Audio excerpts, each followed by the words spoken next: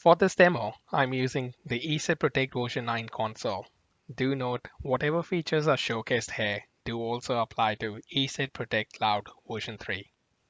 To make admin's life easier, ESET has introduced auto updates for the security products, which is limited to Windows endpoint products for the time being. For any new instance of ESET Protect, automatic updates are automatically enabled. For existing instance of ESET Protect, that is, all the instances before October 2021, the web console will display this automatic product updates notification after ESET Protect instance has been upgraded. Clicking on View More gives us the option to enable the auto update feature now. Do note this would only apply to ESET endpoints version 9 and above. Say you want to disable automatic updates or stop automatic updates at a certain version, you can also configure an auto update policy. Under this policy, you can disable the auto updates by turning this switch off. Also, you can stop updates at a certain version, for example, version 9.0, which means it will apply all the hotfixes for version 9.0 but won't upgrade to version 9.1 automatically.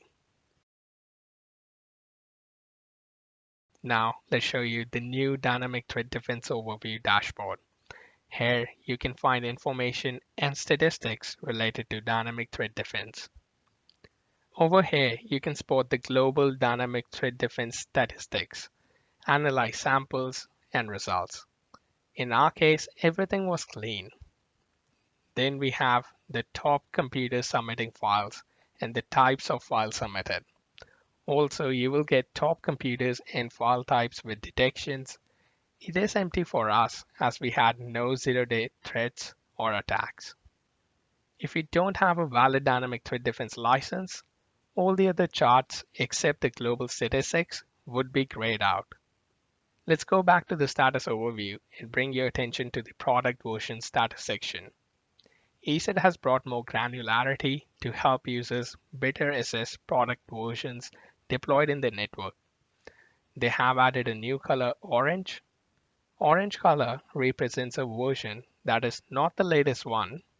Latest is represented by the green color, but at the same time, it is still acceptable to be used. That is, it is not too old or problematic. Usually, it is only 2 versions back from the latest version, and at the same time, this version is not vulnerable and doesn't have any significant known problems. In other words, these versions were not deleted from the ESET repository yet. For example, in a labs environment, we have 4 outdated endpoints depicted by this orange color, but these are not vulnerable and are fully supported by ESET. And if we look at the other product bar, it shows 2 outdated products with the color red, which means this product is older than 2 version and is vulnerable. ESET has also just released the version 9 endpoints for Windows. With this comes a new feature, brute force attack protection. You can easily configure this feature through a policy directly from the console. So let's create a new policy for endpoint for Windows. Now under network attack protection, we get the option to enable brute force attack protection. By default, there are a few rules in place. You can always tweak it or create your own ones as required.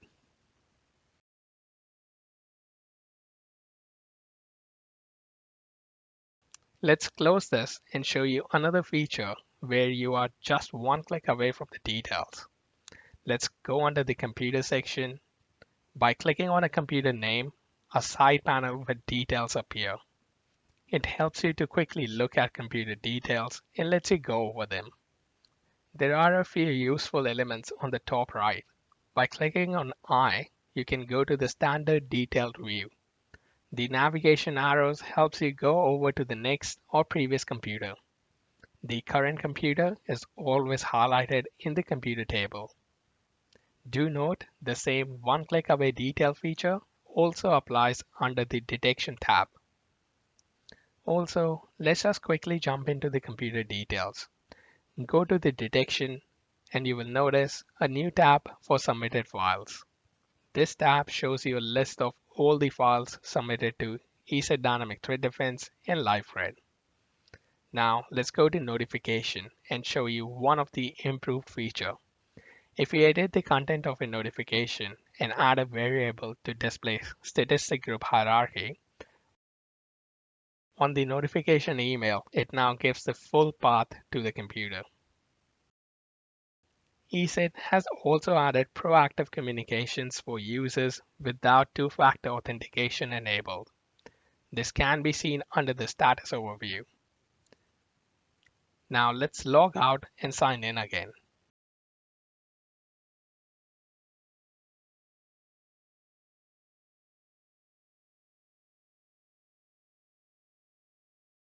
You would notice we can now choose to remember the device when two-factor authentication is enabled. The advantage here is that it won't be necessary to put the 2FA code in the next login on this device. Let's log out and log back in again. This time you would notice it doesn't ask for the 2FA code as it remembers this device.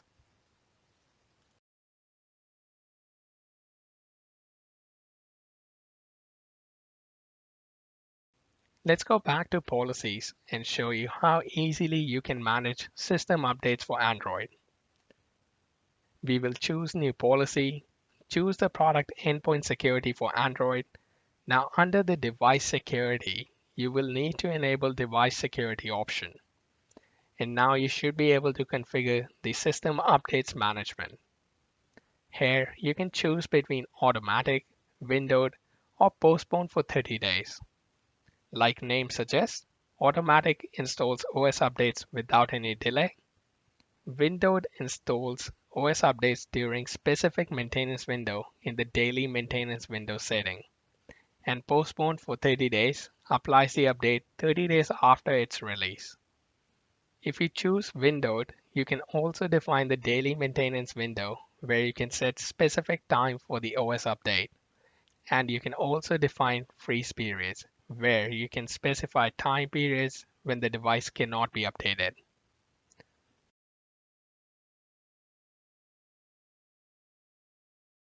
Now let's switch to ESET Protect Cloud to showcase a couple of cloud's exclusive features. One of them being web control for endpoint security for Android. We will go into the policies, choose the product as endpoint security for Android, choose web protection on the left, and now expand web control feature on the right. You can easily enable it by turning on the switch. You can enable logging. You can blacklist, whitelist, or get warned about specific URLs. In either of these options, you can manually type in the website address or import a CSV list of your websites.